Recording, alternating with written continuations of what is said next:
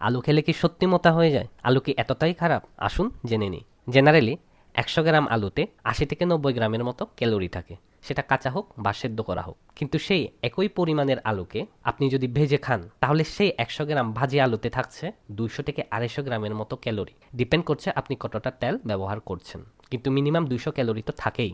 আর যদি সেই একই পরিমাণের চিপস যদি আপনি খান, মানে সেই ১০০ গ্রাম চিপসে রয়েছে ৫৫০ গ্রামের মতো ক্যালোরি। দেখতেই পাচ্ছেন যে সেই সেদ্ধ করা ১০০ গ্রাম আলুতে ৮০ গ্রাম থেকে সেটাকে ভেজে ভেজে যত ডিপ ফ্রাই করছেন, সেটা ৮০ থেকে ২০০, ২০০ থেকে ৫০০তে চলে গেছে।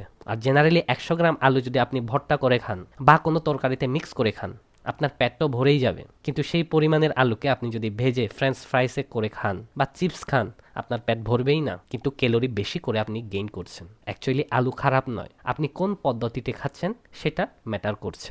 যদি সেদ্ধ করে ভর্তা করে খান বা তরকারিতে মিক্স করে খান, এতে কোনো ক্ষতি নেই। কিন্তু আপনি যদি ভাজি বা চিপস আকারে খান, তাহলে সেটা ভাতের সমানই হয়ে গেল। কেননা ১০০ গ্রাম চালে ৩০০ থেকে ৩৫০ গ্রামের মতো ক্যালোরি থাকে, কিন্তু ১০০ গ্রাম আলু সেদ্ধ করলে মাত্র ৮০ থেকে ৯০ গ্রামের মতো ক্যালোরি থাকে। তখন সেটা ভাতের সমান হয় না।